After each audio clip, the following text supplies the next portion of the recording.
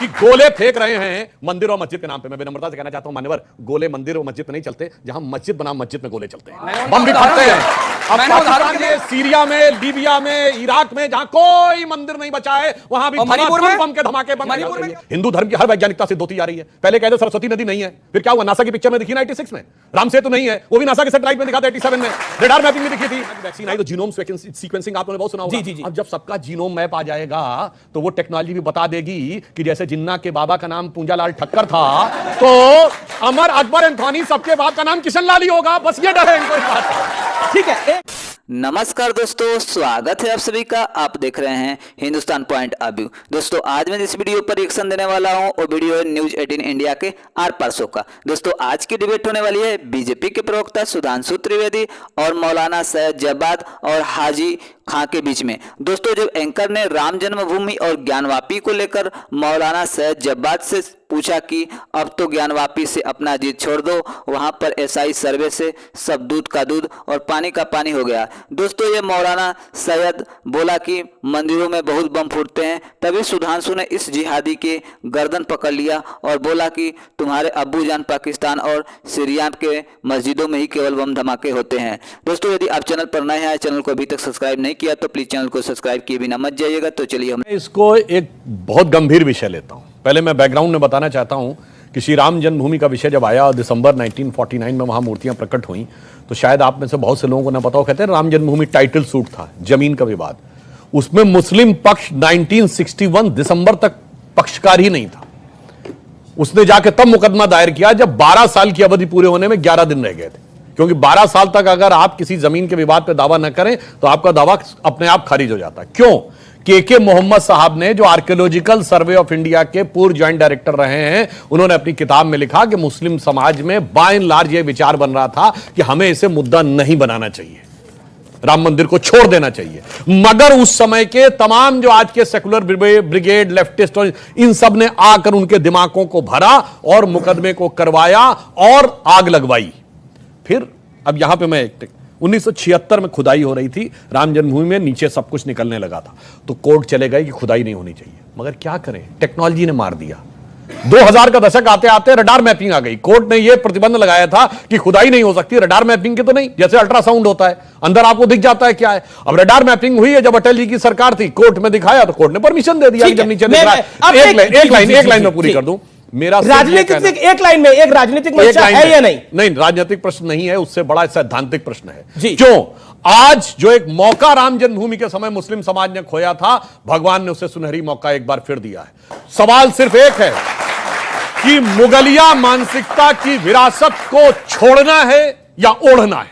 जी, बड़ी बात है। सैद्धांतिक विषय, एक सुनहरी मौका है कि वो चाहे तो इसको छोड़ सकते हैं। रडार मैपिंग से तकलीफ क्या है? अगर पेट में गैस के गोले हैं तो वो दिखाई दे जाएंगे ना अल्ट्रासाउंड के अंदर। तो उन गैस के गोलों से दिक्कत है या अल्ट्रासाउंड से दिक्कत है? अगर पेट में तकलीफ होगी तो अल्ट्रासाउंड कराने के लिए जाइएगा ना। राजनीतिक गैस या बोलेंगे नहीं गैस के गोले दिख जाएंगे, मत जाइए। राजनीतिक गैस के गोले 2024 के लिए कैसे ले रहे हैं मंदिर और मस्जिद के नाम से, वो सुधांशु त्रिवेदी जी बता रहे थे। और इनकी तो सियासत ही रही है। 91-92 के अंदर भी राम मंदिर का मुद्दा उठा करके और बैटिंग करने लगे और कैसे किस तरीके से सत्ता बनाई। उस वक्त भी, आज सुप्रीम कोर्ट की बात कर रहे हैं तो उस जमाने में सुप्रीम कोर्ट के अंदर हलफनामा दे करके क्या करा गया वो देख रहे हैं। एक सेकंड रोकूंगा आपको, आप ही के पास आ रहा हूं। आप कह रहे हैं, आपने बड़ा आरोप लगाया, आप कह रहे हैं ये सब कुछ 2024 के लिए कर रहे हैं। मैं तो आज लेकिन ये 2 रहे, 3 रहे, 160 रहे, 180 रहे, सत्ता में आए 300 तक आए, लेकिन उन्होंने राम मंदिर का मुद्दा नहीं छोड़ा था। एक बारी भी नहीं छोड़ा था। यानी आप मान सकते हैं कि यह सिद्धांतिक रूप से इनका मुद्दा रहा है।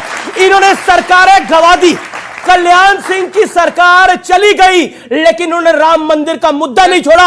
अटल बिहारी वाजपेयी 13 दिन का प्रधानमंत्री गिर गए, उन्होंने राम मंदिर का मुद्दा नहीं छोड़ा। 13 महीने की सरकार गिर गई, इन्होंने राम मंदिर का मुद्दा नहीं छोड़ा। तो सोच के देखिए, आप कह रहे हैं ये 24 के लिए कर रहे हैं, लेकिन ये तो 2 से 300 तक पहुंच गए। तो अभी और जो लोग 400 पे थे वो कहां पहुंच गए? राम जन्मभूमि का विषय चुनावी तो छोड़िए, राजनीतिक विषय भी नहीं है।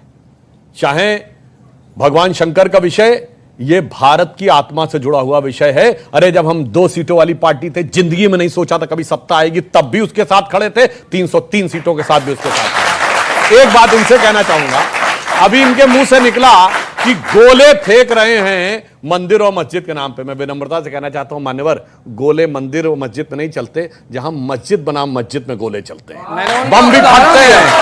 अब पाकिस्तान में, अफगानिस्तान में, सीरिया में, लीबिया में, इराक में, जहां कोई मंदिर नहीं बचा है, वहां भी मणिपुर में बम के धमाके, बम मणिपुर में क्या हो रहा है सर? अरे सर, अब मणिपुर के ऊपर आप जवाब और नहीं आपको देते हैं। बताएं, मणिपुर में भी आप ही की सरकार है सर। अभी तो इस पे बात चल। और सुनिए, सर्वे से जानते हैं क्यों डर लगता है?